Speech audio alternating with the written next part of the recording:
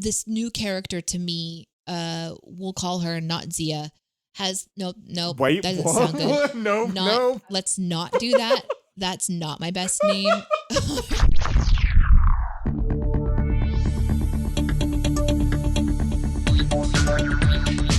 Captain Spot, Stardate 192435.1. Welcome aboard the Starship's Enterprise, and thank you for joining us as we take a brief shore leave from the world of CinemaSins to explore the universe of Star Trek.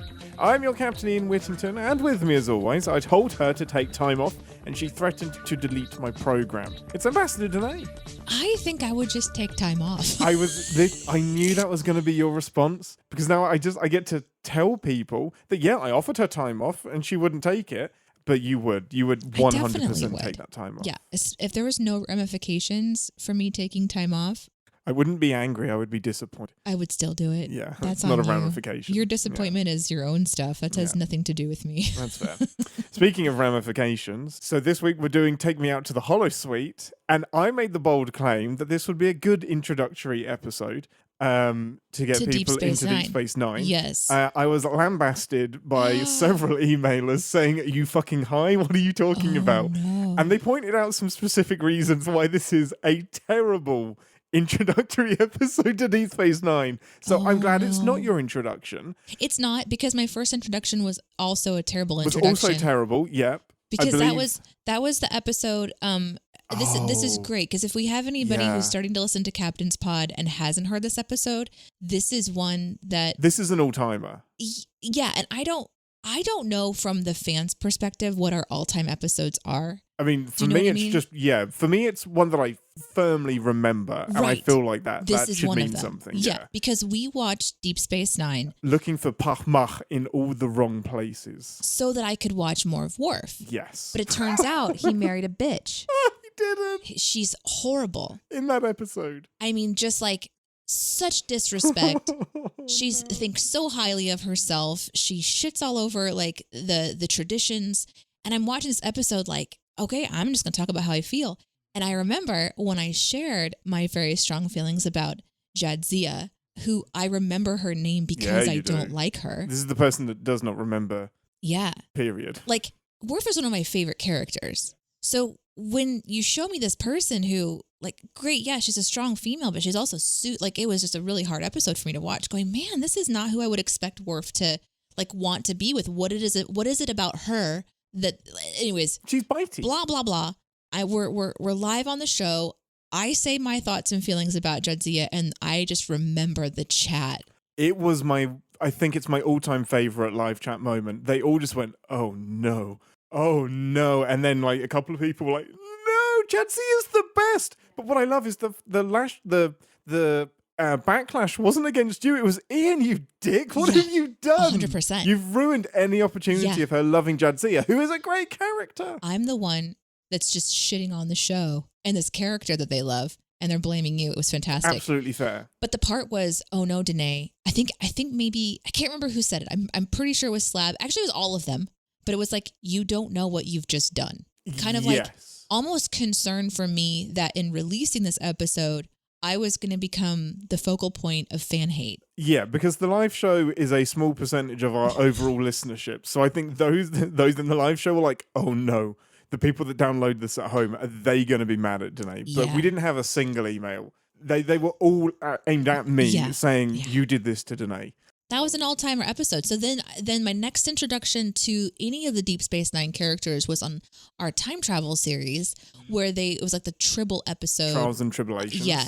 And that one I got to see a bit more of Jadzia, and I was like, okay, I can kind of feel like, okay, I kind of like her, because everyone's like, no, Deneé, you'll love her. She's like you in a way, and there's some really similarities there. She really is. And I just wasn't seeing it, and then I did a little bit. So I'm kind of curious today what it's going to feel like. Well, the cool thing is that Jadzia isn't in this episode. Oh, good. So that's good. I like but that does link back to one of the multiple reasons why a couple of people emailed and said this was a terrible episode to introduce people to Deep Space Nine. But I don't want to get into the judge of that. Exactly. I don't want to get into those because they are spoilery. I will have some explaining to do at the top of 10 forward, because you're going to have a couple of questions. But that's why we love this show. This is why we love doing it. Yeah. Just go in blind. We go in just raw. I will not answer any questions until we get to 10 forward. I know one specific question you're going to have, Okay. and we'll just get it out of the way at the top of 10 forward. But yeah, so join us now as we head over to the holodeck to watch Deep Space Nine, Season 7, Episode 4. Take me out to the Holosuite, and we'll see you in 10 forward for a full debrief. Do you know any baseball lingo? 2 to knock out. Yeah. 2 to fly ball. Home run 2 us. to home run us. Home run us to the 10 forward. 2 to walk. To the dugout. That's a thing. Yeah, that's a thing.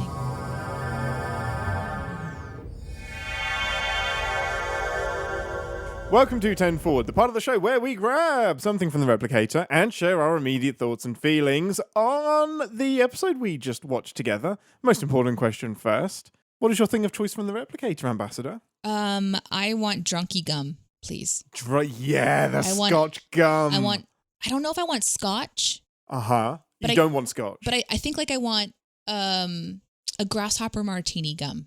That's so oddly specific. Well, yeah, it's one of my favorite martinis. I love that. It was like one of those moments when you order a martini that you're like, I think I like all these things. I like Baileys. I like mint. I like chocolate. Grasshoppers? I don't know why they called it a grasshopper. I have no idea. But I was initially like, no, I'm not going to have a grasshopper martini. And then I read the ingredients and I thought that sounds really good. And that was the jumping point for me drinking what some of my friends refer to as frou-frou alcoholic beverages.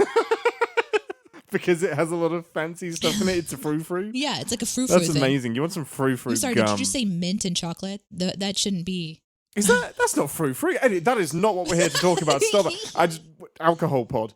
No, I would, of course, I want that baseball that's signed by the entire cast that's still around in Season 7 of Deep Space Nine. I want that ball. I know it's out there.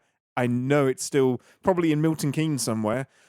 Just in an exhibit that exists. Where look that is up. The it's got to be there somewhere. Space Nine. Yeah, I don't know. It didn't pop up. Where's the Holosuite ball? That's a good one to put. Let's not look that up now. Carry on. Oh, I bet Ira Stephen Baird does have it. I think that makes a lot of sense. I'm sure he does. Okay. Anyway, give us a synopsis, Ambassador, for an episode dedicated to your favorite thing of all time. So. Have you ever wondered what it would be like to watch Star Trek characters play baseball? That's the only reason to watch this episode. Lies. Sorry, I usually let you finish. Oh, if you really want to see racist Vulcans, this is the one for you too. Yes. Oh, and if you wanted to know that Jadzia is finally dead, this is it too. I think. Is she dead? She's dead, right? Yeah, she's dead. Yeah. That's That's the only way that happens. Overall thoughts and feelings.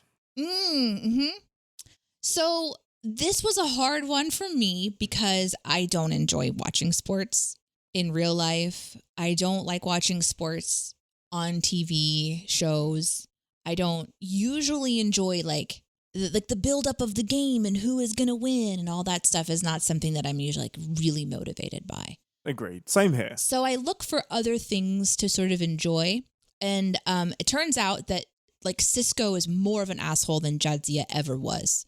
So now yes. Like this episode revealed to me that I can like let that like the number one spot of my least favorite Deep Space Nine character is like full on Sisko now. So that's new. Oh no. And like, so what an unrelatable, horrible person he is. For so many reasons. And so that was interesting to be like so angry watching this one. To like not be into the baseball, not be into a lot of like the plot. But then also like really try to find something to enjoy. And I think I discovered it in the like, what is it? The intention, the spirit of the show. Yes.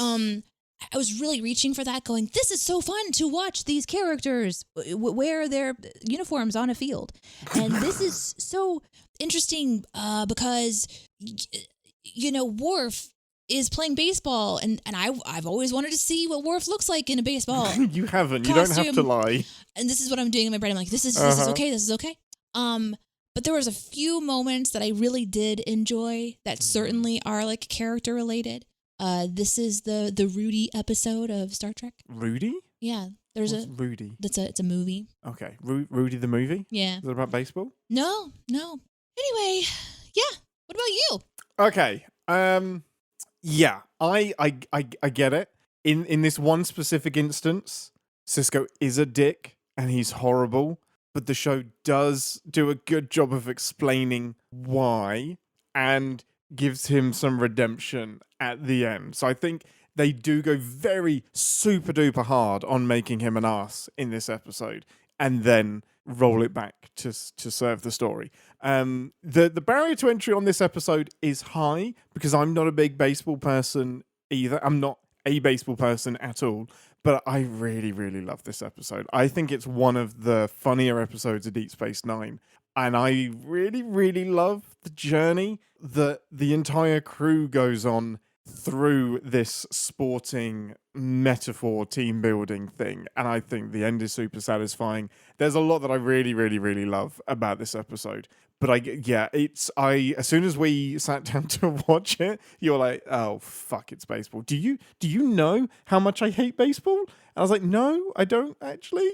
So I knew we had a bit of an uphill struggle, but did you pull a lot of Star Trek out of it? Did you find any love in it despite your hatred of baseball? Did you manage to engage at all? This is the least Star Trek episode I've ever seen. That's fair. No, it's not. No. Okay. It has a philosophical basis.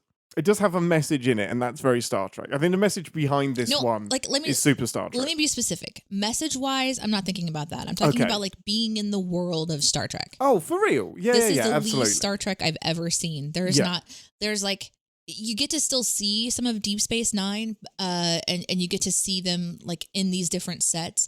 I could tell the cast was having a fun time with this one. That's part of what I enjoyed about it. Like when I was mentioning the specific things I loved, Odo in this one, fantastic. Oh, Odo's incredible. Oh my gosh. He and Worf are my two favorites. Death to the opposition. I really liked their take on it, like the character. Since I don't really know the rest of them very well, I even liked O'Brien. Of course, I know O'Brien a little bit more than the other characters as well. So kind of seeing them sort of sink into it and get into it and sort of understanding the character, like the motivation that this crew is doing this. And then there was David mentioned in the chat that there is I can find it real quick. For the context, this was a fun side quest that was in the middle of a Dominion war. So like, I think I'm understanding or remembering rather that Deep Space Nine was more of a series show instead of an episodic show. Correct. And there is a really intense war going on, which is referenced at the beginning of this episode. And so this is sort of a way for them to do something new. So as a viewer, if you've been watching a lot of intensity, I think this would be a really relieving episode to watch because it sort of reminds you about the fun that can happen in storytelling. And it's not always like super serious. And I think that's something to really give weight to. So yeah, it wasn't that I wasn't having a good time. It was more just that like, it's not one that engaged me. Mm-hmm. I was more watching it to talk about it on the show, which is fine. Yeah. Yeah. No, that makes a lot of sense. I get it. I know everything I know about baseball. I know from this episode of Star Trek. Like many things in my life, I've learned them because of Star Trek. And this is the most, I think, 21st century episode or 20th century episode of Star Trek that they ever did. Like, there's not just like references. You are immersed 100. This is basically a time travel episode because they are living in 1998. One of the interesting things is that it aired during the 1998 World Series of Baseball. So there was some like interesting synergy going on there. No, I think like also remembering that Sisko loves baseball. It must have been fun to find a way to incorporate this actually into the canon of the show, to kind of find a way to, how does it make sense during a war for Sisko to force his entire team to play baseball, and then kind of come up with this episode. Well, to your point, when you said this is like a nice break for listeners during like all of the Dominion War stuff, because season 7 and season 6 are heavy. Like, they are in the war. Like, they're not messing around. They do some really dark storylines. And I can see it being nice to take a break. But on the flip side, I bet it was bloody annoying at the time to take a break from this really serialized, like, what happens next in the Dominion War? What's going to happen? And then you suddenly take a break to play baseball for an episode. Like, I think that would have really frustrated me. Yeah, because, like, it's just like, wow, are we really doing this right now? Are we playing baseball when there's literally a war happening? Yeah. I think the setup of the show is interesting as well. It really focuses a lot on Sisko's personal rivalry with a racist Vulcan. Solok, yes. Who has come to Deep Space Nine for repairs. And obviously from the start, you can see based on the way that they kind of act this scene out, that there's just this history between the two of them. And in a conversation sort of towards the last third of the episode, Sisko reveals to his wife the backstory of this like really embarrassing moment that happened to Sisko when he was in college, essentially. Where he lost a wrestling match with this Vulcan, and the Vulcan then used that loss as an example in multiple psychology papers, and then would go on in his career to often reference it in every published piece of material, kind of as a personal vendetta. And so Sisko is like really annoyed, like, I don't know if hates is the right word, but he's so bothered by what this person is, doing and saying in his perspective that he really loses his cool throughout this entire episode. He just is incredibly unprofessional. Yes. And if there is a war going on and he's diverting all of these resources to playing baseball, it's even more confusing to me why it's just a silly episode. It's a silly episode. No, it is really silly. But it's a silly episode inside of a war kind of thing. But the setup here is that the rival Vulcan comes to town and has this specific holodeck program that his crew has been working with for a long time, and they just want to play this game of, wouldn't you know it, baseball, which Sisko can't turn down. Of course not. And he believes that he's being baited. He is. And that Solok has specifically picked baseball, knowing how much Sisko loves it. Like, I'm going to strip every ounce of humanity you have by challenging you to the game that you love the most, knowing that a team of Vulcans can absolutely walk all over pretty much any group of any other species. Yeah. So in 2 weeks' time, they have, so then we get this, it's kind of like a montage episode where you get to watch your beloved Deep Space Nine characters just do a terrible approach at baseball. And that is something I actually liked about this episode, is that they lose, okay? I wrote in my notes, if they win, I quit. Oh no, we nearly lost her. There's no way that they should win against Vulcans who have been practicing forever, and you've got these derpy group of people that are like gooneying their way through this episode. Like, this is an accidental mess. Unless you're hacking the holodeck to deliberately fuck with the balls thrown by the Vulcans, or like overweighting their bats, there's no way unless they cheat. The humans win, exactly. Yeah, and I really liked that the episode didn't say like, okay, our team is going to win, but instead it takes a stance that they're winning because they tried. They're winning because they came together as a team. They're winning because they had fun, and ultimately they're winning because they're going to goad this horrible Vulcan and become just as horrible themselves. And that was a little bit odd. That was a little bit like the whole like mocking. There's something to be said about the storytelling aspect of, you make a bad guy and then you make shitting on the bad guy okay. Yes. Kind of like if there's a murder show and someone's going to die, like, you make sure it's okay that they're going to murder. Like, we want to know that he kicks puppies before we kill him because we want to have but old storytelling is just like, nope, this guy's a bully, and so we're going to bully him back. And that's going to level the playing field a little bit. We're all going to feel better about ourselves. And that was a little bit rough for me as far as the ending goes. But I think that's heart of what the episode was trying to do is say, we're going to have fun even if we don't win, because Sisko eventually remembers what a game is supposed to be. It's not supposed to be like, well, in this world, it's not supposed to be highly competitive in whether you win or not.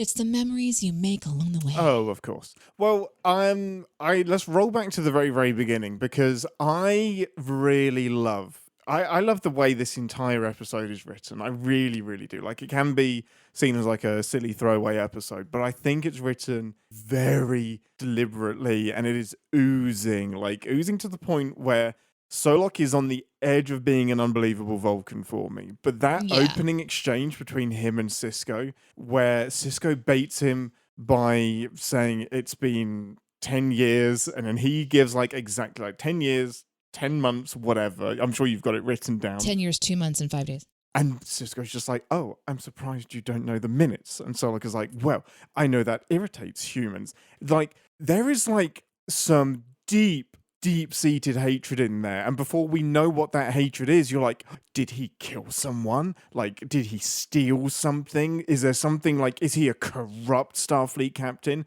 And it's fucking like, it's a college argument that they had. But the seething anger from Sisko, I love that exchange so much. I really, really do. Yeah, it definitely set the stage that something was very, very wrong between the two of them. I want to kind of hone in on this idea of like Solok's character. And maybe it's because I haven't seen very many Vulcan characters besides Strange New Worlds version of Spock, which includes his wife. Yes. T'Lyn. Oh! No. Get points for that? T'Pring. God damn it. T'Lyn is a Vulcan though, but in lower decks. That's you being Vulcanist. Oh, you're confusing the two female Vulcans that you know, and you confuse them. Oh man. So I felt like I was so proud of myself. You were so happy. I was so happy for a second there. You know what? It's fine. You know what? It's fine. Maybe whenever I actually do name enough characters in one episode, like I will have arrived and the show is over. That's when we know to finish. Yeah. There is no more that you need to watch. Fuck. Anyway, so that Vulcan, I remember also like maybe her parents, maybe. Or maybe it was Spock's parents in an episode of Strange New World. Somebody visited, I think, in one of the Strange New Worlds episodes, and I just remember very matriarchal sort of intensity. Yeah. I've obviously Spock's seen mother. the episode now, and that one had like the queen of all Vulcans. Yes, T'Pau. Yeah, lots of tits going on. And so I feel like what I've been shown is, I don't know, maybe like a more restrained judgment style. Mm-hmm. But when you just said that it's a borderline offensive Vulcan kind of concept, I found myself really having a hard time believing he wasn't being emotional in this episode. It's so hard. And the TNG DS9 era does this a lot, especially going into Enterprise, which is a series that is a prequel series.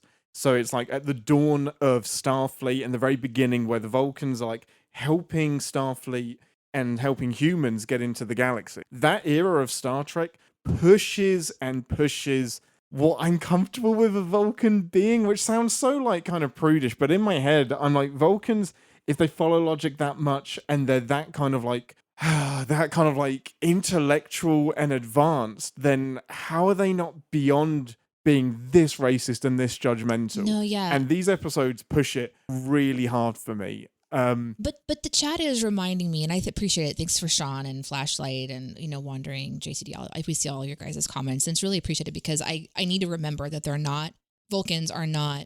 They are emotional. They've just worked at suppressing their emotions. They're not void of emotions, right? And I think sometimes I forget that bit, a little bit. So it's really interesting then to kind of go, oh, that's not my Vulcan, which is super racist.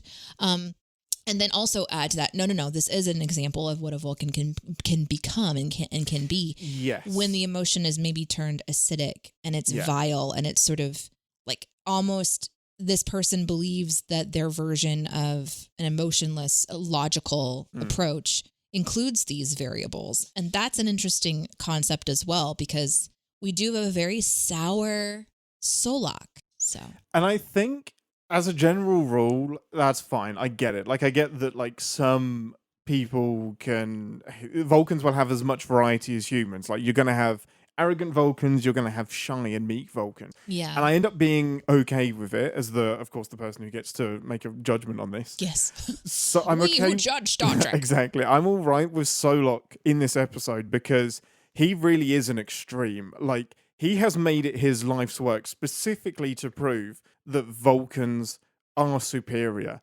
And this interaction, or maybe multiple interactions over his life, have made him zero in on humans specifically. Yeah. So I'm not saying that all Vulcans are like this, but the Vulcans that we see in Star Trek tend to be like this. And I get it, because that's interesting conflict. Like, you want this superior being that's like superior intellectually, physically. They would argue emotionally superior as well. You want to see them be brought down a peg or two. But Solok is like way on the edge extreme. To like being like xenophobic and racist about humans. And that's always tough for me to find from a Vulcan. It's also, I'm also really confused. Like, this episode presses that Starfleet would allow a full Vulcan ship. Oh, that's so confusing to me. That. I don't know why Vulcans, I don't know how they maneuvered their way into having an entire Vulcan ship if it was really anti-Starfleet. Yeah. And just stay with the Vulcan Science Academy. Like, what, are you admitting that Starfleet has better ships? Because if you've got an entire ship full of Vulcans in Starfleet, they're admitting that there's something superior in Starfleet compared to the Vulcan Science Academy or wherever their ships are called. Yeah. So their rivalry is the catalyst for the rest of this episode. Eventually, the crew ends up understanding Sisko's motivation to best his rival on a personal level, and that sort of fuels them to do better. But I feel like the big hits of this episode are the silly things happening with baseball, getting to watch Star Trek characters fumble around on a field. Yeah. And then watching them kind of practice on Deep Space Nine in these various places. We get to see them practicing and drilling in the boardroom and in the bar area. Like, they're full of injuries. So it's sort of like when things go terribly wrong, when you decide you have a really intense baseball game with a superior opponent in just a couple weeks. Like, they really throw themselves into it. And then the highlight really is what comes of all of that, and this sort of culmination of like letting the rejected person back on the team to have the big win at the end, which isn't technically the actual win. And then the crew all, mocking their rival in the end. But those are the things I think this show is trying to do, and it did it. It did it well. Yeah, so did you enjoy the silliness in the middle of the episode? Because I imagine, and I say silliness I like this episode, so I don't mean silliness in a derogatory way. Right. But the silliness with them going through the rules. Like, I imagine if I was a baseball nerd, watching Kira, Worf, and Nog sit around a table talking through the baseball rule book, using all of this terminology, it would be like my favorite people talking about Star Trek, really specifically. Like, I imagine that's really, really fun for, especially an American audience, to like see them engage with a sport that is hugely, hugely popular, I think, in America. So I imagine like just delving into that and indulging in the silliness of letting them mess up and get through the tryouts and have all of these injuries must have been fun for probably the majority of people who enjoy baseball. Yeah. I think it's doing what it thinks it needs to do for this episode, which is have everybody like learn a lot of rules. They were very, very intricate with the rules. I kind of love that. Yeah, especially as a fleet of people who run a space station. They are used to reading the manuals. They're used to how they have to be on their A game so that no one dies in space. Yes. So they attack this like they're going to be going to battle or trying to stay alive. I think for me personally, and I know I say a lot of intense things and I say them as I feel them, but truly and genuinely, Sisko really ruins this episode for me. All right, that's really interesting. Let's dig into that. And I think it's very Sisko forward. So if you're watching Deep Space Nine, I'm sure this is a really like a normal kind of a character that you're used to experiencing and being. But like this is my first time to really have a Sisko heavy sort of moment. So far too much Sisko for me on this episode. It's like when you get something to eat. Yes, okay. So those of you who are keeping track at home, I'm making a food link. One up for the bingo card. One for the bingo card. It's like when you like order a pizza and it comes with some toppings you weren't quite expecting, and you're like, yeah, this is okay, but it was way too much anchovy. It overpowered everything else for me. So like how I would have loved it to go is you see Worf's approach to getting the team together. You see, and I think that they were trying to do that. They had different kind of sets and scenes where someone is drilling them of the rules. And you have these great one-liners with Worf. Oh my gosh, he's so great. And this is my bias because I'm a Deep Space Nine girl. I mean, a TNG girl. I want that character. I want to hear him tell these people that he works with how to properly swing a bat and equate it to something that he did. Oh, this is like this game back home. And I wanted to see Worf hit a ball so hard it blew up the bat.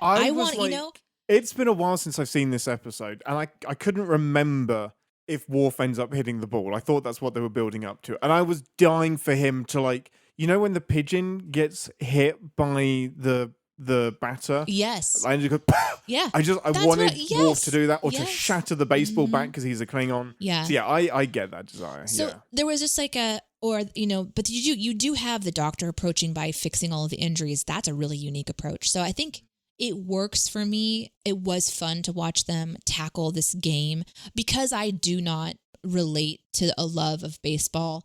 I was just like, okay, you're tackling a project. That's kind of fine. That's kind of fine.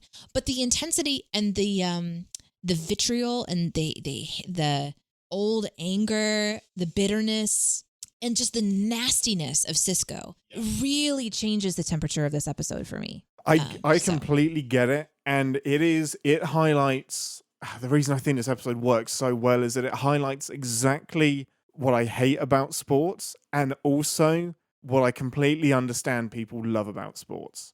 So Sisko loses all perspective completely. And we do this as humans so much when we get committed to any team. Doesn't just have to be sports, but sports is a great example. The place where we grew up, the place that are like our parents or parental figures, the sports that they supported and the team that they supported, that's what we get tied to, and that becomes our tribe. And baseball is Sisko's tribe. It should be Space Nine is his tribe and his people are his tribe, but he loses all perspective when it comes to this. And it is really jarring because this isn't Sisko. Like, he is very harsh and he's very disciplined, but he is rarely unfair. Like, he's really super principled, as most incredible Starfleet captains are. But when it comes to this, you're right, he's mean. And it's hard to see the good guy, the Starfleet captain, be that mean. Specifically to Rom, where he doesn't just kick him off the team or like have some conversation about it. It's, you're out of here. And he's like, I can't play baseball. Genius. You just said the smartest thing I've heard you say all day. You can't play baseball. And just absolutely losing it. And this tribal thing with sports can turn us into monsters. But it works for me because you have to get Sisko to that point. You have to get him basically to the villain to get the satisfaction of him in the bleachers with Rom and being taught how to enjoy baseball and being taught by his crew who are terrible at baseball but are still having fun. And as soon as he's not involved in the game anymore, they start having fun. And you just see this switch in his head. And at the very end, when he apologizes to Rom, like, the episode just doesn't leave it as they're all having fun and yay, they make fun of the Vulcan. He takes a minute and goes to Rom and says, yeah, I was a dick. I apologize. And if you ever told me that, like, Sisko apologizes to Rom for something, it would be, like, way down my list of potential possibilities, because Rom is the comic relief. He is the butt of all of the jokes. So for Sisko to have a reason to apologize to him, that's a big deal. So that's why, bottom line, the episode works for me because, yeah, he goes through some really shitty peaks, but the payoff at the end, I love it so much. Yeah, there are some really fun beats in this. You know, I really do think that there's a lot of moments where this is really fun. Like, for example, when the very first thing that they do is they start mocking the batter, like, bada, bada, bada, bada, bada, you know, like, and then I think that's whenever Worf says something like, kill him. Oh, he just, like, deadpan, death to the opposition. Death to the opposition. That's it. But it's when Rom, one of the Vulcans didn't hit home plate, I think. Sorry if I get any of this terminology wrong. And Nog is like, what do I do? And Worf's just like, kill him. Yes. Find him, so find him, and kill him. It's so great. But I did notice this time that Worf for the first time ever, is reduced to catchphrases. He All is. of his dialogue is what would a Klingon do during baseball. And it's hilarious, but it doesn't do a service to Worf as a character, but it's the funniest bit of the episode for me. I think like in a wild world, you know, Sisko, like we rewrite this episode and Sisko is not intense and so everyone's not taking it as seriously. And Worf just gets a bit triggered during one of it and just tackles one of the Vulcans and breaks his leg. Yes. And then they're both ejected, obviously.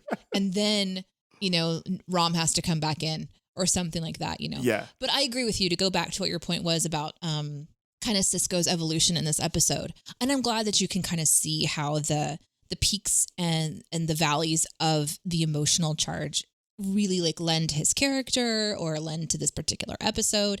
For me, it was obviously a very character focus. If you're going to do a character focus, especially for Sisko, I think this is a must. You have to watch this episode because he is a flawed character and this one flaunts those flaws really, really strongly in your face because of how he's treating the blindness, the blind sort of competition that he thinks he has to make up for. Like this is his moment. But it baffles me to think that there is a person who believes that they could beat this Vulcan team from the start. And so it's his blind, his blindness to what's actually happening. It's you have to just swallow the episode. You just got to watch it. It's not, to me, it doesn't make a lot of sense. It doesn't make sense that, are we supposed to watch this episode and assume that the entire crew is only practicing when they're off work? Or is this their job for 2 weeks? No, they just messaged the Dominion and said, we're going to have to pause the war for 2 weeks. Any other ships that want to come in, the entire senior staff, O'Brien, who is more important than the station core, more important than the Deep Space Nine computer, is out of action for 2 weeks because he's playing baseball. Like, the space station should have fallen apart. Well, it's one of those caveats. Yeah, you've got to put it out of your brain. I think we're supposed to believe this is just because he says 07:30 at one point in time, and maybe in the morning, maybe their shift starts at like 9. So maybe they do have a couple hours to put in before and after work. But that's really a good point. That's not really like kind of. I guess you kind of leave that part gray, and this is sort of for this 2 weeks of time in their free time, they just obsessed over baseball to kind of stop thinking about the war and then do something different. I love to imagine that in the edit, when they finally watched the episode, they were like, really looks like they spent 2 weeks practicing. That's not what we intended in the script. Like, maybe the intent was, they do it in their off hours. Right. But when you watch the episode, it's like, really looks like they didn't do any Star Trekking at all. Were just in the Holosuite for 2 weeks, which is court-martialable.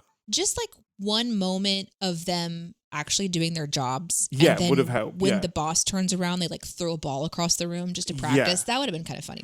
They kind of do that in Quark's bar where they're throwing stuff to Quark.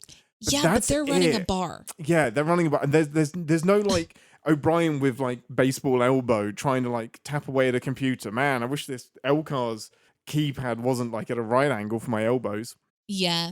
I did enjoy some of the training montage stuff, but just to hit hard on this, because like I said, it's my favorite and I really want to talk about it. I know you want to talk about my dislike of Sisko so that the fans hate me. Like, no. I don't know why you would do that to me. No, I have one more thought on that, but it's do we do that protective. And then the other thing, or do we do the other thing and then come back to Sisko? Let's do your other thing because you might forget it. Yeah. So it's Odo, like another character that I don't have a lot of history with, but that I do remember some Odo things.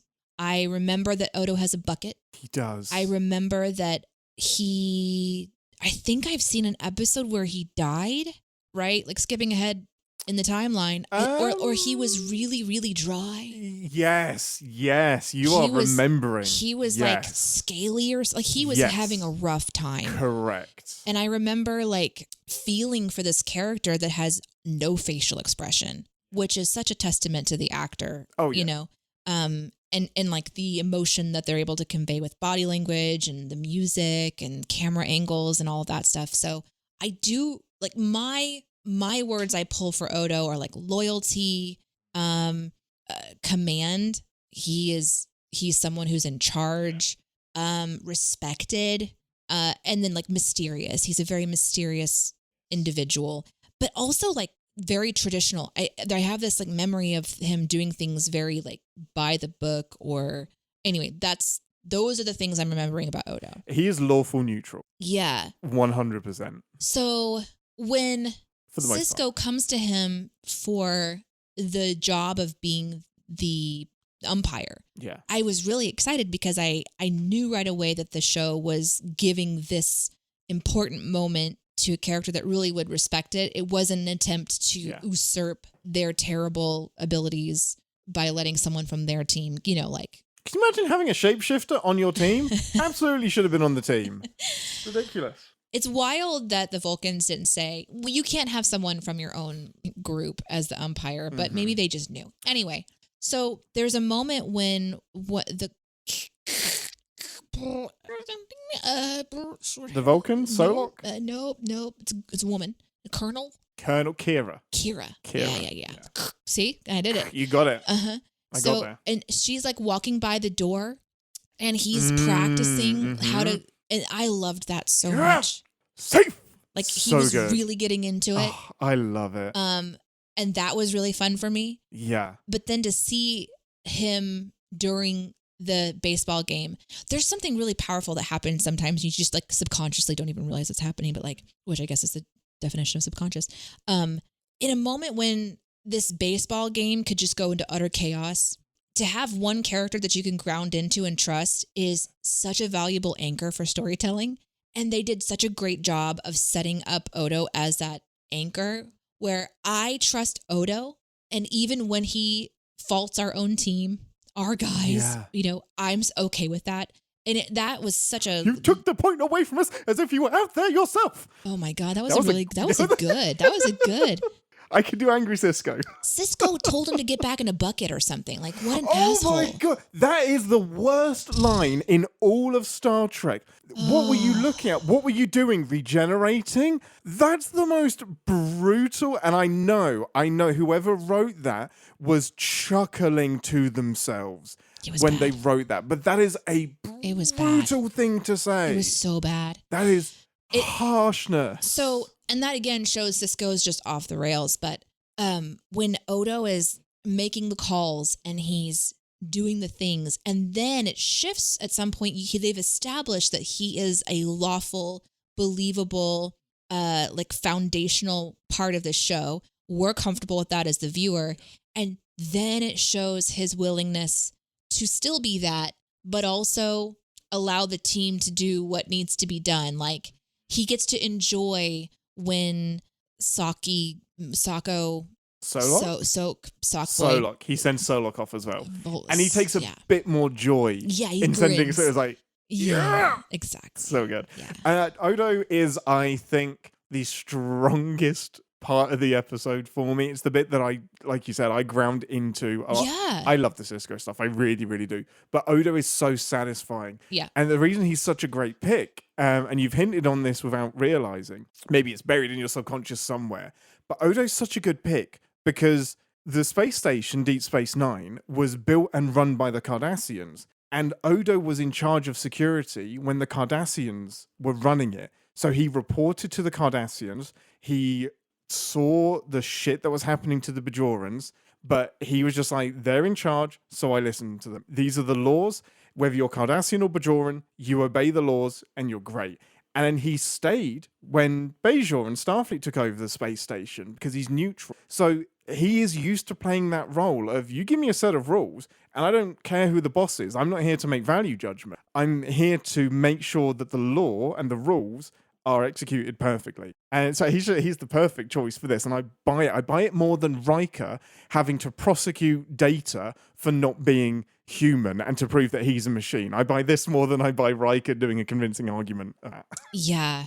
I also love that in my memory, Odo does get emotional and like, you can see him emoting, like maybe you'll see the emotions kind of, but in this episode, when he becomes umpire, you get to see him be like dominantly in charge. Yes. And that feels really good too. Like when he stands up to Sisko or when he's making his calls and these kinds of things. I really enjoyed that. I thought that was a really good part of it, but Odo was a major win for me on this one. No, I completely agree. Circling back to Sisko, I want to Apologize. Oh, okay. concede, which is just a fancy way of saying I apologize while holding some ego. I will concede this is not a good episode to introduce people to Deep Space Nine, because the caricature that they have to turn Sisko into in order to get the satisfying ending is not representative of the rest of the show. Also, baseball, not representative of the rest of the show.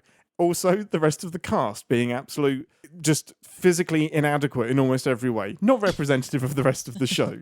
So yeah, as much as I love it and it's really fun, it's not a good way to introduce somebody to Deep Space Nine at all, on any level. Apologies. No, this would maybe be, if you're going to show 3 episodes or 4 episodes, you would tuck this one in on number 3 and then end on something else for 4. Yeah, if I'm doing 5, this would be 3 or 4, and then end on a big punch for 5. But genuinely, I have this.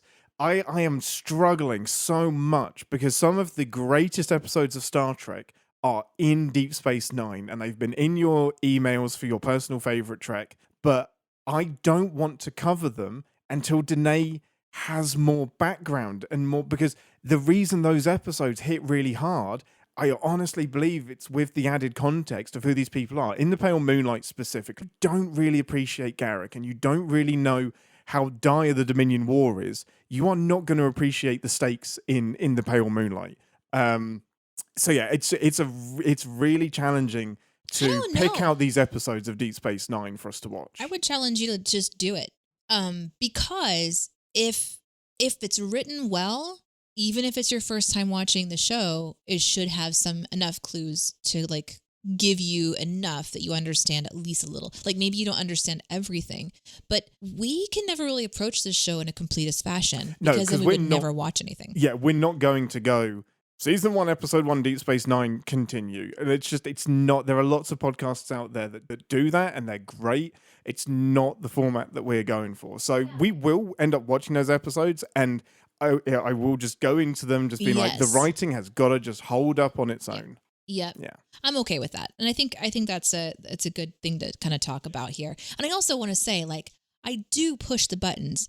Like, I did see Jadzia's a couple of times. And I'm like, she's okay. Like, I can see how the audience was telling me that she's like me and that I would like her as a character.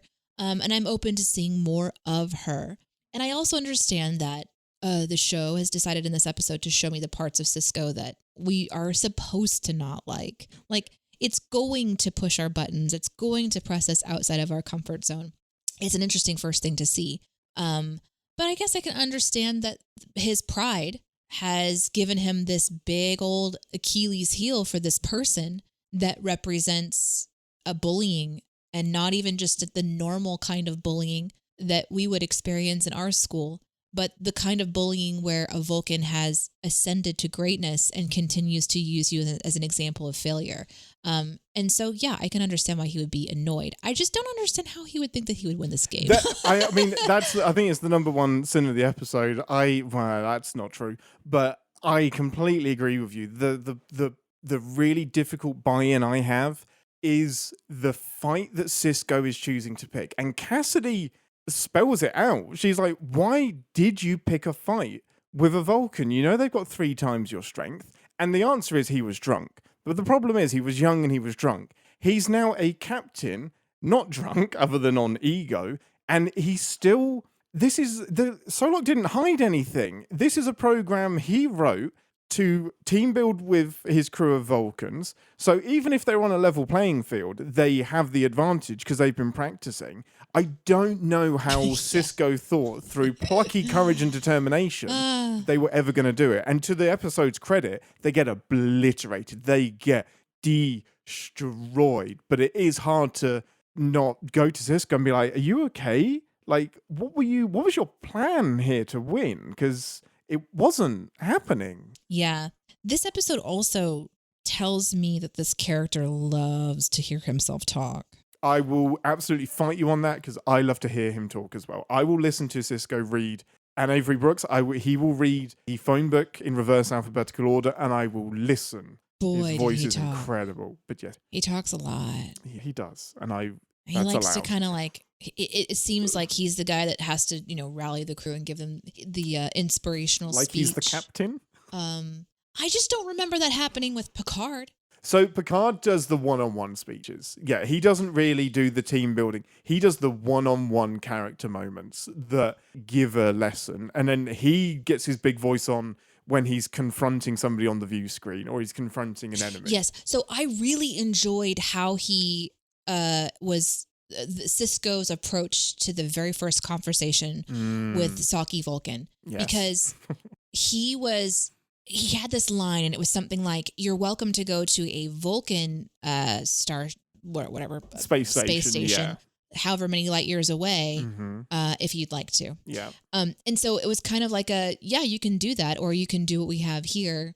And it was clear that Saki was given some digs and trying to very goad inefficient. him. Yeah. That's a very inefficient way to repair a warp core. It'll take a week. Yeah. It seems like it's a really good, actually. Warp cores seem to be very, very difficult. Seems like something you want to spend some time on fixing. Which shows us that, that Saki's not not someone to just like immediately be respected. And I immediately respected Sisko because he obviously didn't like him. He still did his business, which he's supposed to do. And he was a little sassy back, but not to the point of just being really like, it wasn't too much. It didn't go too far for me. No, the very rest under the surface of the episode went too far. Yes. Him letting his anger and frustration and fear of losing again out on his crew was hard to watch. And it was also interesting that the person that they gave the role of companion to, his wife, so his actual companion, to solve that, to give us the backstory, to kind of help us understand why he's so angry. And I loved that switch, the humor switch of him saying, "Promise, don't tell." And then the very next thing, she's like, "I told him that I wasn't going to tell." And that's what I love about Cassidy, because Sisko is intimidating, like both physically, verbally, like characteristically. He is like, Rom cowers in fear. Nog respects him. Everyone is like very respectful of Sisko, and Cassidy calls him out so often. And so often the person closest to you is allowed to call you out and has that permission to. I know you better than anyone else. Step down. I don't care how big you are. And she brings him to task a lot, and is very often his moral compass. So, I thought that it was humorous, but I also was confused by it, going, "Oh, okay, so she isn't respecting her husband's wish to keep this private." Yeah. That I don't was a think little they're married strange. at this point. I see. Just to anyone shouting at us via email right now, they are. I don't think they're married yet. What did they say? They're definitely together for sure. Oh, okay. I absolutely 100% assumed incorrectly. Because my note says he's getting a back rub from wife, but there was no, I didn't know that. Yeah, but they're either way, they're definitely together. Because his back was a minefield of bruised muscles. Yeah. So I understood that the show needed to get the information to the crew so that they had more of an understanding of the motivation of their captain, but it still points out Sisko's pride issue. Yeah, 100%. He won't use that to motivate them. And it's such a great motivator. It is. Open yourself up. Let them see that bit of vulnerability. Cassidy nails it. Let them see what you're fighting for. Because right now they think you're a dick. He is. Yeah, he is. Right now they are correct that you are a dick. Imagine the HR that had to be happening. Oh, just the ideas of, I'm being forced to play baseball. Yeah. I'm not having a good time. He pushes his son when his son doesn't do well. He shoves him. Oh, yeah, the physical contact. And I'm just thinking to myself, how is he not reported that this is a bit too much? Which is why I think it has to have all been in their off time. Their 2 weeks of, they get their the problem is you're addressing Kira as Colonel and making everybody call you Captain. You're making this a work thing. They should call you something else. Otherwise, you are absolutely abusing them at work. Yeah. But that's again why I think we say to an episode like this, you just have to have fun. You just gotta let it happen and have fun. So the Jadzia thing, you did notice at some point. Oh yes, I did. So when did that twig for you that we weren't looking at Jadzia, but we were looking at Dax? Oh yes. Okay. Well, I wasn't sure it was Dax until right now. So now I know. Oh, okay, interesting. Yeah, because I wasn't sure. So I noticed that this new character to me, we'll call her not Zia, nope. Wait, doesn't what? sound good. No. I was saying Jadzia, not Jadzia, and I went not Zia. Yep, let's not do that. That's not my best name. We're gonna just skip over that. Okay. What's her? Well, just tell me her name, maybe. No. Her name is Ezri. Ezri. So Ezri says something. Good she Lord. says old man at one point in time. Sisko says old man to Ezri. Yeah. And I'm like, old man? That's what Jadzia used to call him. So that's what he called Jadzia because Jadzia's previous host was Sisko's mentor. Right, was an old man. And he was an old man, yes. So then I thought, oh, okay, if this is Jadzia's version, whatever 0.0, which I forgot was named Dax. If this is Dax, how did that happen? So I guess the worm was transferred. Correct. Obviously successfully into a younger version of so now I'm like, oh, what happened behind the scenes? Was there drama? Was the actor playing Jadzia not offered a redo? Did the audience not respond well? Did they get pregnant? Because sometimes women are fired for being pregnant.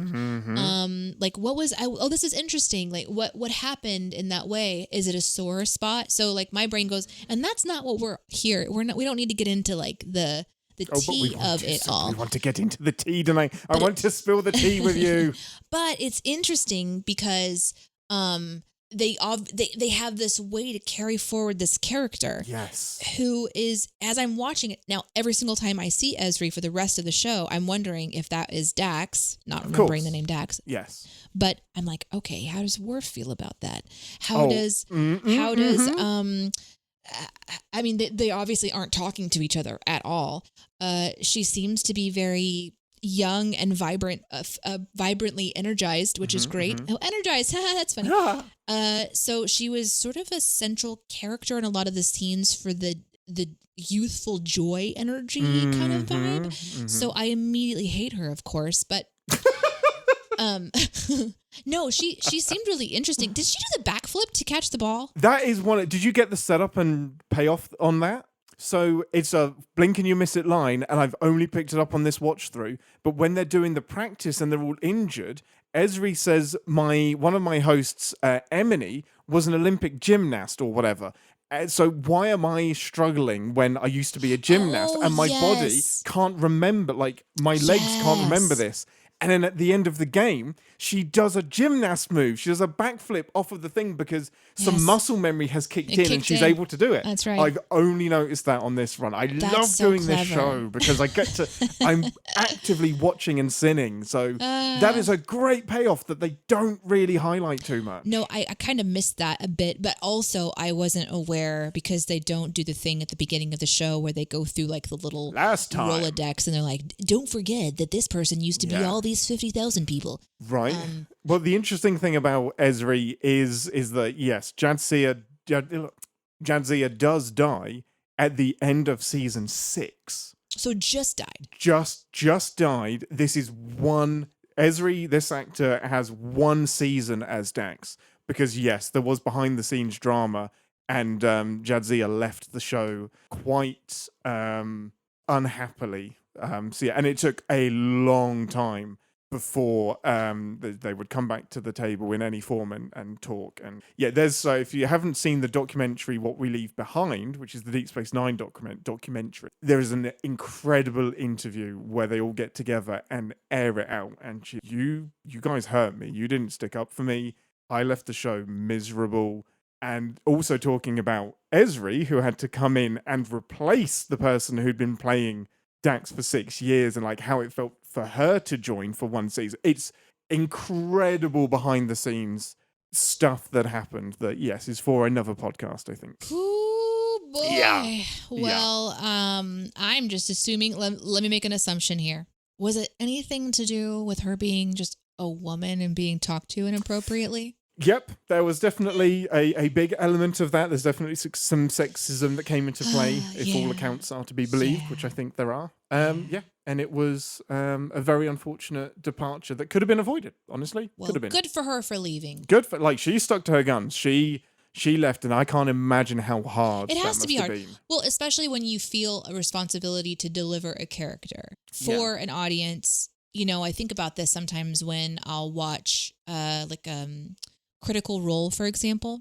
You've got these amazing voice actors who are portraying these characters every single week for 4 hours in this Dungeons and Dragons style where they're doing an entertainment thing and they're just giving it their all, and then they're committed to the character possibly dying.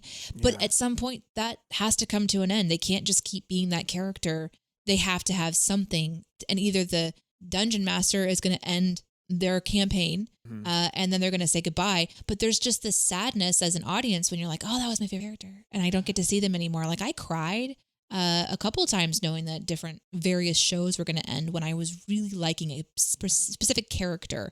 And that's a really powerful thing. But when you are in a world that is dominated by men and there's a lot of inappropriate things that are said or done, and you're kind of expected just to deal with it because, and again, I'm making a lot of assumptions here and I'm making a lot of statements here, but that are kind of more broad.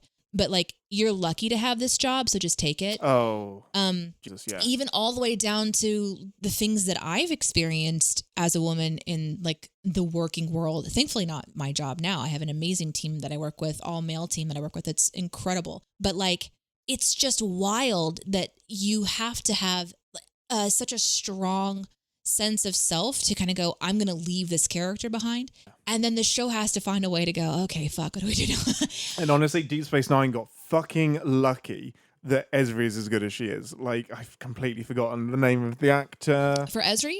Yeah, for Ezri. While you look it up, I will say, and just to kind of shift away from the serious, like to go back into the show part of it, it's so interesting to think that Jadzia was just kind of killed off, and now we have this new version of Dax, and it's just sort of like everyone is in episode 4 here.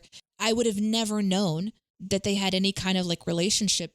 Ezri's just chilling. She's just straight like, this my new Bob, what's going on? Yeah, basically just a new haircut. There's so much I could get into about it, but Nicole DeBoer, she's great. She's incredible. She encapsulates this version of Dax so well. Like, it is such a credit to her that season 7 doesn't feel super weird because she's so great as Dax. And the reason, like, I accidentally love this arc because the relationship with Sisko feels intentional, because you start with old Curzon, who was Sisko's mentor, into Jadzia, who is now Sisko's basically equal, and then into Ezri, who is very inexperienced and very young, who's Sisko mentor. Like, it's like a full circle thing. It gives me tingles, this accidental full circle inversion of what their roles are, as if it was intentional. Yeah. But yeah, it's sad how it came about, but it works beautifully for Deep Space Nine. Yeah. What an interesting kind of character to have on your crew. Yeah. A being that can transfer. So you're not necessarily losing. Like, if it was a human, they'd be going, okay, how do we get this brain into the next thing? It's contrived, and it's like you don't buy it. It's a clone, great. But this is introducing Doctor Who into Star Trek because essentially they regenerate and they have the same memories, but they're a different character. And the stuff with Worf is fascinating, like how they deal with that transition. Of course, because he's lost his wife, but has he?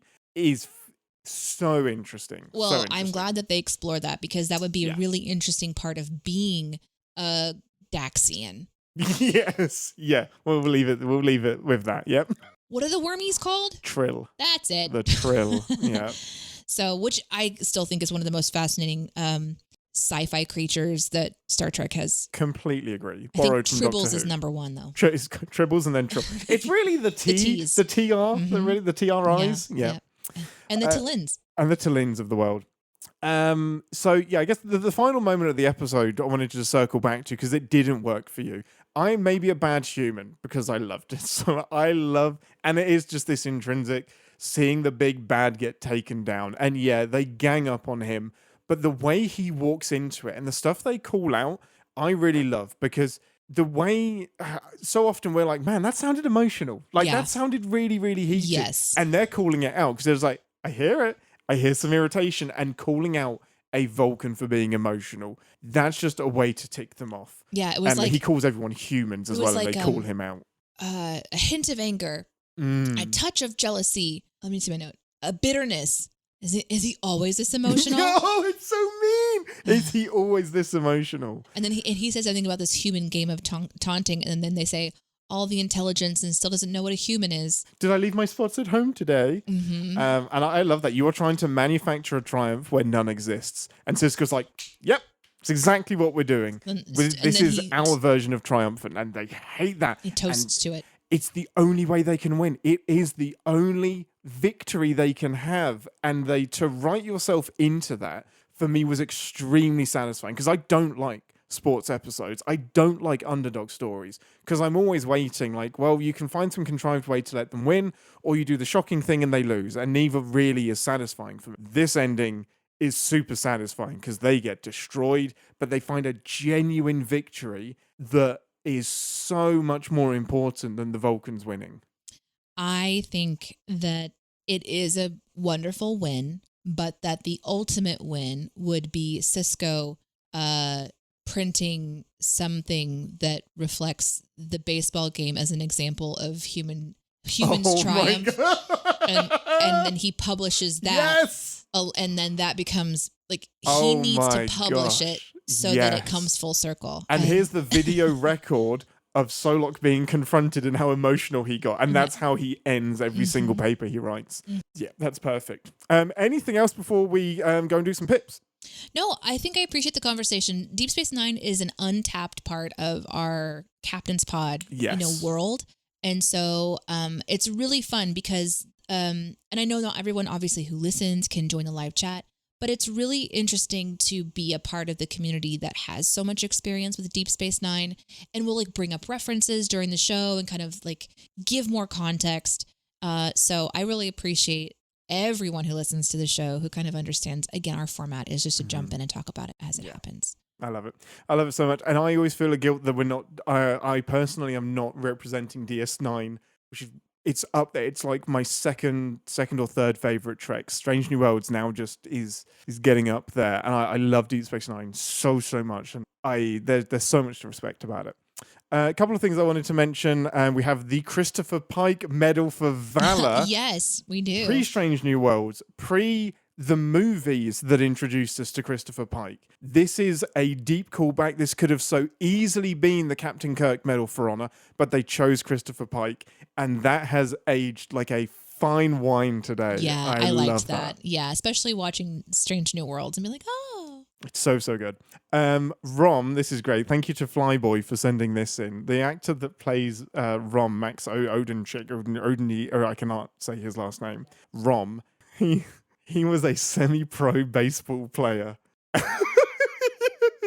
And he has to be the worst. Oh, that's so funny. That's so great. That's so good. He's right-handed. They forced him to play left-handed because it's the only way he could be convincingly bad at baseball. That's so brilliant. So fucking brilliant. Oh, that's a good one, Flyboy. Oh, thank you, Flyboy, for that. And someone else did mention it in the live chat as well. So thank you for mentioning it. But it's so great.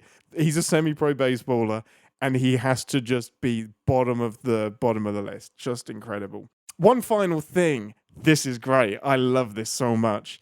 Welcome to the official anthem of the United Federation of Planets. Oh, I thought about that when they're playing the music. When they're introduced and they've got their caps on. Written, composed for this episode. The first time that you ever hear it. So you get we now have an official anthem for there you go. The Federation of Planets. The United Federation of Planets. However, there is something inside of me, and I'm not saying this would be a good idea, but I think it would have aged well. What if the anthem had been the Star Trek theme? That'd be so stupid. No, it would be stupid in the moment, maybe. Sorry, I'm so sorry. I don't mean to dismiss your you love. Just shut me fucking down so hard. I think it would be stupid. I think it would have been stupid too, but I think it would have aged really well.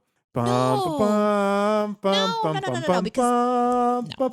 stop. Listen, that song. In universe. The song now exists in universe. Which doesn't make any fucking sense because Of course it does. they know they're being observed by us. No, they don't. No, they would. don't. No, they 100%. don't. Yes, they do. Because the United Federation of Planets theme isn't the Star Trek theme. It's a piece of music that was written that in our universe is the Star Trek theme, but in their universe, it's just, that's the United Federation of Planets theme. Chad's also reminding me that Boimler hummed it. The TNG theme exists. Yes. Oh, that's right. So it would have aged well because in Lower Decks, Boimler is now humming the UFP theme. There's no way you get away with it in 1998. It would have been eye roll. Oh yeah. Central. Everybody would have may as well have looked to camera. Here's what you do. Okay, set the stage. Do the thing that happened when I learned about Superman. You know what I'm talking about, right? Yeah, I know this story. Okay. Yeah. So this was a couple years ago. You were here. We were working. And you had your like epic music going. If you don't know this about Ian, when he works, sometimes he needs to play epic music because it like, and you know, it lifts him up. And he's got this epic music playing. I've never heard it before. It was fucking awesome. And so it gets this one moment. We had just finished talking, I think on BTS at the time. I don't remember. It was a while ago. I don't know if it was BTS though. Can't remember. Anyway, we just finished talking about entrance music. Yes. And so the music is swelling and all this stuff is happening. I'm just like, man, this is so fucking awesome. That's my theme music. Let me hum it. I was at my computer and bum bum bum bum bum bum bum bum bum bum bum. I was like, wow, that's good entrance music. This is the one that I pick for myself. And Ian's like, yeah.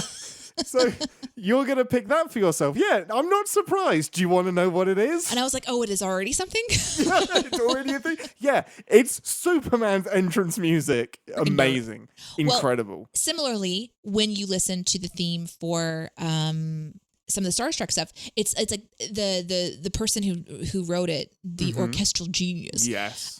Jerry Goldsmith for a lot of it. It's like part of a bigger song.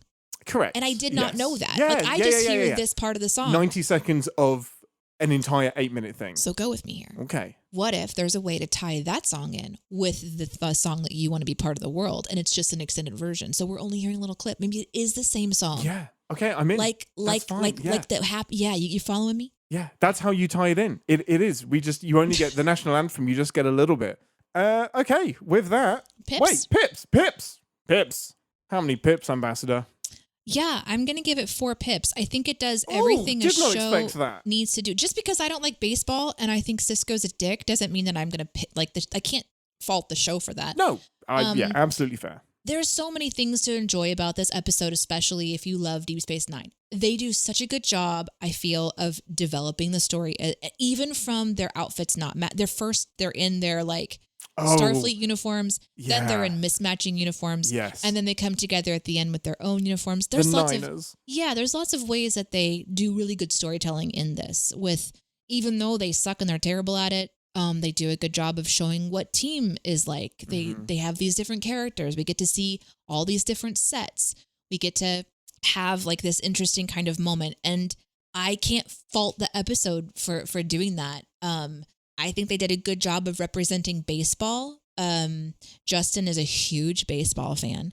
And so I've been around baseball for the last, 15 years or something, and more than I ever was before. So I've always I'll see it and I'll hear, him talking about it. He does fantasy baseball. There's always conversation. So I knew all of the terminology and stuff. And I felt like it was fun to kind of watch them, like when they were doing the arm thing where they were trying to tell him to bunt. Oh, the tap on the shoulder and then the count, and everyone's just like doing it, and they're just, and it's just fun. It's fun to watch them fuck something up that that most people who like baseball are familiar enough that like, yeah, I know what this is. So even though my brain shut down, like a huge part of my brain shut off, I can't deny that it was a really fun episode for people who are kind of more designed for it. I don't think they did anything that was really wrong in this episode. I didn't feel like it was.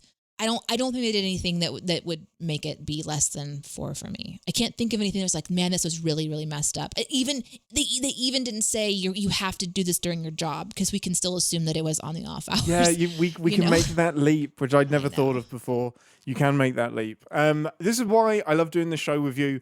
I was slightly nervous about doing a sports ball episode, but I love the respect that you have for a good story, and how I could give you pretty much any genre and you'll fish out a satisfying story in there, which is really, really cool. They just know how to write good shit. They do. The Deep Space Nine writers were on another level. It's 4 pips for me as well. I love it. It's fun. I have a cognitive dissonance with how shitty Sisko is, but the payoff is fantastic for me, and I get it. We are human. We are fallible. Fine. But yeah, 4 pips for me. I love the heck out of this episode. And I don't like sports. I don't either. At all. I don't either. Don't like sports. Let's watch Dungeons and Dragons together. Let's go. Let's play Minecraft. Yes. Let's play Baldur's Gate. Yes. Let's Purge. go watch. Purge the baseball. Yeah, let's just like I don't need to watch sports. I need to watch like Murder She Wrote or something shitty. Yes, let's do it. Columbo. Let's go watch Top Chef. Yes. Okay, with that, we're not going to do any sins. We're going to go watch Top Chef. See you later, guys. Yeah, bye. 2 to beam out. Warning. Warp core collapse in 10 seconds. This is the part of the show where we re-engage our sin brains, remind ourselves that no TV show is without sin, even our beloved Star Trek. I will start by saying I would have loved to have brought Justin in on this podcast, Chris, Aaron, Jonathan, Jeremy, our colleagues. Any of them would have been fucking excellent. Because I can't do the baseball sins. I've had some sent to me. I don't even know if I can read them in a way that makes sense because I don't understand the baseball sins. But suffice to say, there are lots and lots of baseball sins in this episode. We will apply 100 sins purely to cover the baseball deficit. Well, there you go. Ambassador. And basically anybody but us. Sorry about that. Yeah, literally 2 worst people on the team to talk about. It's almost like we do a Star Trek show for a reason. Yeah, we don't want to talk about it.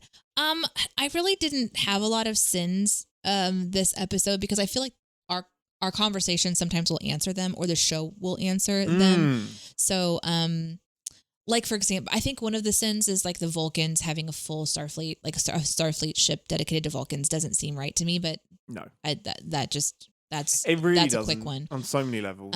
But like one of the silly sins that I was thinking about is when Sisko realizes that Rom somehow needs to be, on the field because that's the right thing to do, even if they lose.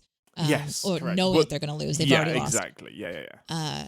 They get dressed way too fast. Rom, yeah. It happens so quickly. They just go to the dugout and then sneeze. They called a time. No. Sisko goes to O'Brien and calls a timeout, and he's already dressed. He's already dressed. Yeah, yes. It's very, very fast. Yeah, that's and fair. Those pants look very tight, Are baseball pants supposed to be tight? I don't know. They're on stretchy fabric, but you got to get those on. You got to tuck the shirt in the right way. You got to get the socks on the right way. You got to get your shoes on. You have to tie your shoes. Yeah, you've got to get that neckline above those big Vulcan ears. You have to make sure that Ferengi ears and the Ferengi forehead. Yep. You have to make sure that your buttons on the front like go down and match the seam of your because you got to so. There was a sin removal in the chat earlier that they have baseball caps specifically big enough for Ferengi heads. Yeah. Which is so great. Yeah. Love that. But mostly I'm going to be in the chat for sins today. Do it. Yeah. I have starred some absolute corkers from the live chat. Let's go. So my top of the list was the Starfleet Vulcans thing. Episode is an entire they have time for this. I know we mentioned it could be in their off hours, but it's really, really hard to pause the Dominion War when I don't know if I think it's a few episodes after this or at some point. They're looking at casualty reports every day. They post all of the deaths in a public area. It's hard to take a break and play baseball, but I know there's context for it. In No Man's Land on Christmas Day, they played football between the Germans and the English. I know it happens, but it's tricky. It's tricky to take a break and do this. And it's especially tricky when the Vulcans, Solok is it's going to take a week to repair the warp core. Well, that sucks. That's a really long time. However, there are 2 weeks of training. So, okay, that's 1 week to repair the warp core and an additional week. So it's not even they can't go anywhere, so I guess they're going to be here for a week. They may as well practice. They have to choose to be there for an additional week to make this game happen as well. So there's a lot of have time for this. Ooh, I did think of one. This one is, I'm going to say I am 0% confident in, but I had this question and I would definitely research it, and it is a baseball thing. Okay. I think that Nog, yes, the little kid is that's my dad, that guy. Yes. I think all he had to do was just step on home plate. and he would have been out. Somebody mentioned that in the live if chat. If you're touching the plate and you have the ball and they didn't touch the plate, they're out. I think you've nailed it. I think that's right. And so, although it is fun to watch him go down in the dugout and try to like get all these very stoic characters out, and that is a funny beat. Oh yeah. If you watch baseball, you'll see the person that's at the home plate. They've got their foot on the plate and they've got their hand out, and as long as their foot is touching the plate and it happens before the player touches the plate, they're out. So. I've never heard you talk about sports so much. It's because just of osmosis. Justin. Yeah, osmosis. I've learned things. Anyway, I had that thought during the show. I don't know if it's so true impressed. or not, but I believe think that's a sin. I believe you. Yeah. Flyboy, I don't know if this is the same thing, but Flyboy has said the runner who missed the plate walks back to the dugout. By rule, he's out since he made no attempt to go back and touch the plate. No need for Nog to tag the whole team. I have no idea if that's what you just said, but there's definitely a sin in that moment that is now out in the ether.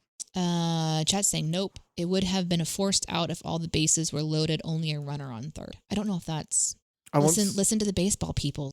I'm trying. I want some loaded jacket potatoes, some loaded fries, something like that. That's all I can think about with loaded. I am starving. Can we go eat? Yeah, we should do that.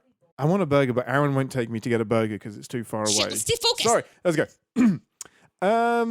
Okay, this is a great one. This is a classic. Got to have the main cast sin. They hold tryouts to be on this baseball team. There is no way, especially given the level of talent that is on screen, that the space station doesn't have anybody better to be on the team. So are the tryouts for just nobody? Like just the people that we see on screen? Like there must have been better equipped to play baseball, more familiar with baseball to be on the team. It is a huge coincidence that it happens to be our main cast who are the best people to be on the team. And I get it, it's a TV show, but it's a sin. Linked to that, because it is very, very linked. Nope, I've just forgotten it. Shit, fuck. It was such a great epic thing. You were going like full on Sisko. Yeah, I went full on. No, it came out. They are, apart from Rom and Lita, they are all in the army. Okay? Navy, whatever. Starfleet is a professional organization in that vein. They've had to go through basic training. They've had to go through physical training. Yes. They fight Cardassians and Klingons and Romulans and the Jem'Hadar and the Borg. They throw phasers at each other when you're looking after someone else's cat. But you're not supposed to throw phasers. You're not supposed to throw phasers. They should not be this physically inept. When you see them throwing the ball to each other as limply as possible, you're adults. Like you are adults with military training, physical training. You should not be this bad at throwing. You can be bad at the technical aspects of baseball, but you should have some hand-eye coordination. Wow, that is really intense. You know, like really you just annoys expect me. that they're going to be good at like all sports. Not all sports. Just throwing a ball, I think, is okay. But it's I think a tiny you can ball. do that. I think that makes it easier. It's not.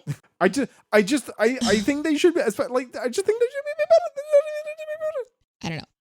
The hard thing here is I can't say, well, then you go try because you're not in the army. I know I would be bad. That's fine. I am the Rom on this team. Slab wants to point out that half the team are civilians, so... This is why I said excluding them, that specifically the ones in Starfleet, Okay. they should be more physically adept. Okay.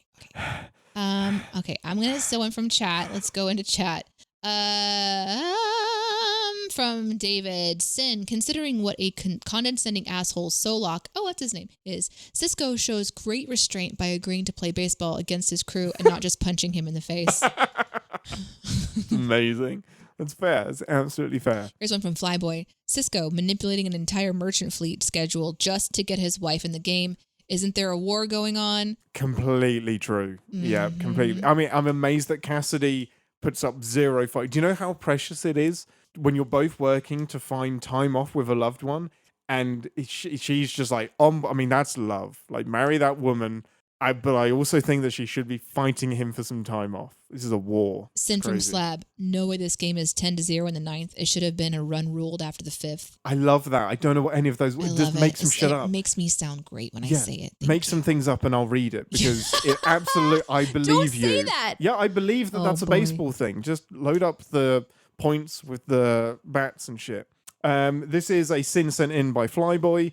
And I really, really love this one. I hadn't noticed it. There's a Bajoran tradition where your first name is actually your last name, and your second name is your given name. So Kira's name is Kira Nerys, but it would be rude to call her Nerys because that's her what we would call a given name, like a first name. So she would be Miss Kira. Does that make sense? It's inverted to how we do it. Yeah. So on the baseball shirts, okay. this is from Flyboy. The two Bajoran players have their given names, Lita and Nerys, on their uniforms, indicating that whoever made the uniforms was unaware of the Bajoran tradition of surname first, given name last. So yeah, they had Lita and Nerys on there because they would have read the cast list and said, oh, their name is Kira Nerys. So they put Nerys on the back of the shirt and it should have been Kira. Well, that's interesting because there's a shot, I can see it, like I just looked up some stuff. There's one shot that says Kira on the back, and there's another one that says Nerys on the back. That's so I think amazing. They messed So it up. they fixed it and Maybe then they got it fixed it. wrong. Yeah, I love that. So yeah, great eye, Flyboy. And amazed that you found that image today. That's amazing. So yeah, I love that because that's clearly a disconnect between the costumers, and they obviously caught it at some point. So I love the nerd that caught it and offered made them do a reprint as well. Love that. Here's a sin off from Sean for the huge baseball caps for the Ferengi. Yeah, love that. Here's a sin removal from Sci-Fi Brony. I appreciate that Rom has the self-awareness to know that he sucks and shouldn't be on the team and not to let that drag down the rest of the team on his behalf. I like that too. I thought that was a really interesting part of the episode. Like the whole team is ready to quit. Yes. And he's like, please don't. Go have fun. I really do suck. It's one of my notes that I forgot to mention, but it is a beautiful moment. Like they could have rallied around him, but he is selfless to a full. And he's like, no, I want my team to succeed. I want you to do this. I don't want to be the reason that you can't because I do suck. Okay. And that mutiny, a mutiny in Starfleet, everyone, would have been really interesting to see, but it would have completely changed the trajectory. And it gives Sisko an opportunity to be more of a dick as well. Sin from Slab about the holosuite that fits 20 people. Okay, I've got something for this. This was David Ellis's episode. He sent it in. He also sent in an email with his one biggest sin. And I'm going to read it and then argue with it because I disagree. Oh, fun. This is going to be great, everybody. Oh, it's going to be just sit back for this one. Especially when the person on the other side of this argument isn't here to defend themselves. So I got the mic. Sorry, guys. Quark's holosuites aren't big, say 30 feet by 30 feet, to be generous. In this episode, there are two baseball teams, 18 players. I have a question. Yeah.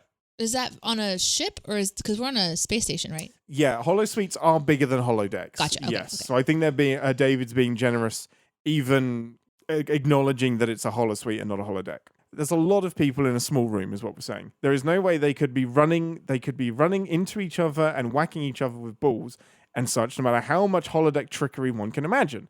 It's probably the single biggest holodeck sin in all of Star Trek, including Fairhaven, is a whole other thing.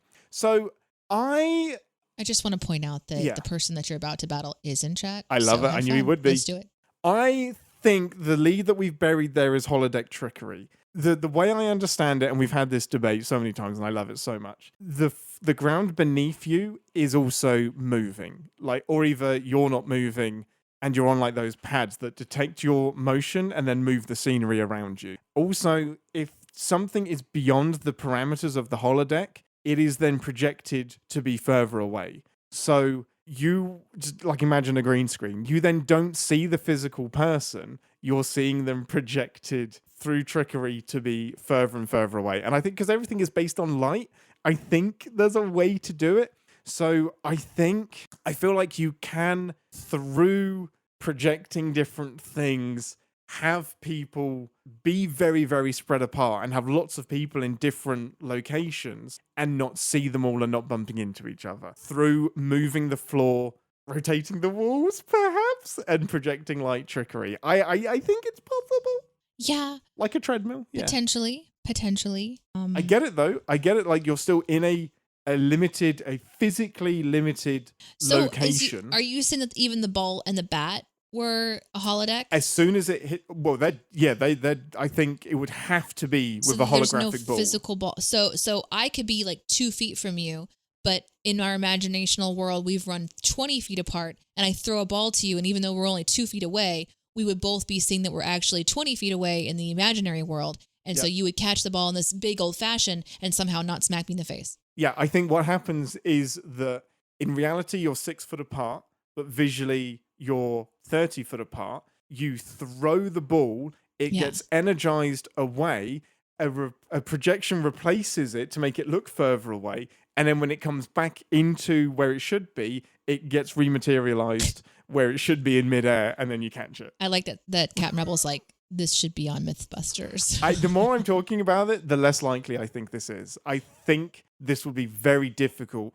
unless the holodeck is the size of a baseball. Now I'm imagining Tom Paris telling the Doctor in Voyager that a hologram is light with no physical aspect to it, only for the Doctor to then slap him. It's a great moment. It's so good. That was from JCD. Here's one from Slab on this conversation. The Enterprise holodeck is bigger than the Holosuite in Deep Space Nine that we see, but there may be a Holosuite we don't see that's used for special occasions, weddings, baseball games, orgies, etc. So I always assumed the Holosuite didn't necessarily mean bigger, but it had a wider access to programs, and it had like the programming was better and more enhanced. Yeah. Not that they're necessarily bigger spaces. Yeah, Andrew says, but but how do you alter everyone's individual perception unless you're wearing goggles and changing it? Oh, it's lights and mirrors. That's the easy answer. Lights and mirrors. Everyone has to look at a very specific space on the wall, and you're just actually standing still in a room. Yeah, projecting the image on the wall works. Getting rid of the person that's actually 2 feet next to you, like changing that is difficult. Removing them from your visual field is the really tricky bit. It's not lights and mirrors, says Eights. It's just magic. There we go. I don't know why I didn't think about that. I really do love talking about this stuff because this is sci-fi. But there's so much of Star Trek that's attempted to be explained in like a way that we're like, yeah, this is possible. Of course, I want everything in Star Trek to be, okay, but if you had this, you could do this. The more I think about it, the more it breaks down. If you have 40 people in there, I don't know how you're not bumping into each other. No, you would be having physically broken noses. Exist. Yeah, you're physically there. Okay, that's it for our sins. Thank you everybody who submitted sins. You can absolutely submit your own sins as well, and you can also submit what your favorite 5 episodes of Star Trek are, or any of your favorite episodes, the ones that you hold dear to your heart, not necessarily the best, not critically acclaimed, the ones that you watch to make you feel happy when you want to watch some Star Trek. You can send all of that to captainspod@cinemasins.com. You can join our lovely Discord, discord.gg/cinemasins, and go to the Captain's Pod channel, where we have a buzzing community that mainly shares memes, and it's incredible, and I love it. So next week, anybody who listened to the outtakes last week will know that I did a certain listener dirty by calling them the wrong Sarah, and I apologize to all of the Sarahs of the world. Next week, we will be doing another Sarah's episode. It's going to be back to TOS with Journey to Babel, Season 2, Episode 10. We're going from silly Star Trek into what is one of the most popular episodes of the original series. Yeah, Journey to Babel, Season 2, Episode 10. And until then, I'm Captain Ian, and it's death to the opposition from me. Oh, no. Yeah, and it's that man is going to get a painful lesson in humanity from me. Live long and Podsper. Thanks for listening. Want to connect with the show? Our hailing frequencies are always open through captainspod@cinemasins.com. Like, comment, and subscribe on your podcast player of choice, and be sure to visit cinemasins.com. I don't even know if I have Deep Space Nine as an intro. That's amazing. That's amazing. We're also live. They can hear. Hi, everybody. No, we don't know what we're doing today. Wait, are we not muted? I thought we were muted. No. Oh, okay. That's fine. That's fine. That's fine. They're going to love this. Yeah, this is great. I can hear them laughing about it now. This is why you come to the live show. Wait a minute. Deep Space Nine, Deep Space Nine, Deep Space Nine. Do you have a button? I have no Deep Space. I can't believe I forgot to put Deep Space Nine up there. Let's just do our own music. Let's just pick one. Keep circling, keep circling. Stall. We can literally just talk to each other. We're in the same room. Interesting. We're in the same room. We have our microphones in the same board. I can see one of your eyeballs. Shut up. The other one is blocked by a ring light that you refuse to move. I don't. I get to see your immediate eye rolls in person. Amazing. Mr. Whittington. Whittington. Oh, teaching Iris to say Whittington. And why it was important as well. I really feel like one way that I can just get back to you is just to tell her to say Whittington. Whittington? No, there's no T's, just all D's. Whittington. Whittington. Yeah, no, I wouldn't hold that against her. For two reasons. One, it goes badly and she feels guilty. Oh, of course. Yeah. Two, it goes well and she does it even more. Yeah. No reaction is best, just neutral. You also can't blame her. Watch me. For what I did. Yes, exactly. That's the number one reason. No, but I can blame her for peer pressure and being pressured by her mother into doing something that deep down she knows is wrong. And those are my things. Behind his head are like all my old electronics. So and then on the other side is a little, Careful with that. Hey, careful. I'm a cat. Hey, careful with that. You come over here and stop me. Ah! No. Oh. I don't know where the kid is, but we do have an animal story because that happened since last week. Let's just say that we have decided that it may be best to have like a little kill count board with information on it updated whenever there's a new cat activity situation. Ian thought it was a rat. I did honestly thought it was a rat. I thought it was a really fat rat. And why did you think it was a rat? Because it didn't have a head, so it was hard to specify exactly what species the animal was as it had been decapitated. It was a little baby bunny. You know how some families will have like the little logos on the back of their car, the little decals that'll talk about like the kids, what sex the child is, their animals. Like I think we need to do one of those, but then there's birds, there's size of bird, and then there's the escaped bird, and then there's the mystery one that we're pretty sure escaped, but we're not entirely sure. There's the one that almost escaped but then died, and now we have a bunny. So. Yeah, and I had to retrieve this bunny and put it in a bag and take it away. You did. I did not feel bad asking you to do that, but afterwards I thought maybe I had over assumed what the responsibilities that you want to have while you're here. I didn't even question it. You just like, can you deal with this? And I was like, okay. And as I was mid scooping, I was like, why am I doing this and not doing whatever job Deneé was about to do? I love this comment from David earlier. I'm guessing Deneé doesn't get a lot of repeat house guests if they're on dead rat detail. Yeah, 100%. Yeah, absolutely. Hey, Ian, are you busy? Can you please come handle this? Nope, I'm in England. Thanks for joining us for the live taping of Captain's Pod podcast. Taping? Yeah. It's a new word I'm trying out. Yeah. I did just watch an episode of Murder, She Wrote. And it was a murder that happened in a recording studio. And it was like all the old school equipment and stuff. And all of these like cassette tapes that were... Was it recorded? Was that part of the plot? The recording did come into part of the plot. Yes. Was it, I'm going to kill you? I think he did it. Okay, let me quickly explain what Star Trek is to Pojo. Oh, this will be good. It's an imaginary place. Nope. I have a rebuttal. I have an argument against that. It's not imaginary. It's an imaginary show in the realm of star travel, space exploration, space wars, space species, intersexual experiences between species, a complete annihilation of species, and pretty much one person's initial idea of what the future could be like that was then manipulated in new ways once they died. And then more people decided what the future would look like. Yes. Pretty good. Thank you. Pretty solid. Wandering says you need, this is a baseball sin that could be right, but I don't understand it. You need O'Brien to anchor the second half of the lineup, ? What? Anchoring the second half of the lineup is not a thing. I like anchors. Get it. Sin from Slab, another score sin. Score should have been 100-0, not 10-1. Sounds great. I agree. CDR, this is a good point. You have to wonder if the Vulcan captain had been planning this for ages. He had his staff trained. He had a holo program made. There is no need to do any of that. Logic dictates that this activity is superfluous. I love that word. On an all Vulcan ship. He lessoned himself into playing a human game. May I suggest, says Andrew, if you're still here, an ox venture for your next D&D podcast show. What's yes, an you ox may. venture? Ooh. Ox Venture. venture. I'm looking it up now.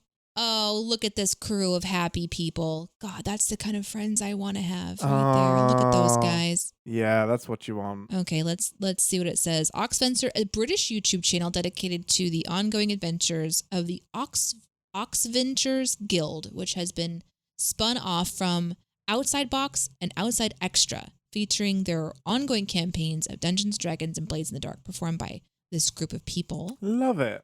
It began in 2017. Ian, it would be a dream if you ever guested on Oxventure. Question: dream for you, them, or me? Because they may hate it. Why not me, Yeah, Andrew? Deneé. Yeah. God, off the screen.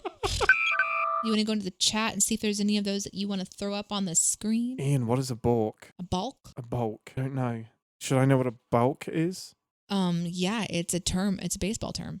Oh, okay. I'm gonna read it. No. Just guess what it is. Oh, guess what it is? Yeah. A balk. This How is. about this? Is it legal? No, I've got. Okay, no, go on. Is it legal or illegal? Mm. Give us some context, JCD. No, don't do it, JCD. A balk is a ball that has been hit so far over the stands, Just that it's launched it. You're just like, man, that So it's a foul ball. it's gone for a walk. It's a foul ball then? It's gone for a balk. It's a it's foul. Okay. It's so far in the clouds that it's a balk. But it's over the crowd, so that means it's behind. But it has to have ricocheted off of somebody in the crowd. Oh, shit. Okay, so we're killing people today. Well, it depends on how hard you hit it. So it's a foul ball that hits somebody in the stand and then keeps going. And keeps going beyond the stand, yeah. Now you know, guys. That's what it is. Facts. The more you know. Baseball facts. So a balk, in its simplest term, is when a pitcher does something outside their normal pitch setup and wind-up to try and throw off the batter. When that happens, the base runner Wait, what? When that happens, the base runners advance a base? So they're not allowed to change how they pitch a ball? Or else they concede a base? Let's go back to That's this. insane. Ow, fuck. Jesus. What just happened? It pinged and hit me in the head. I don't know how to use headphones. Fuck you.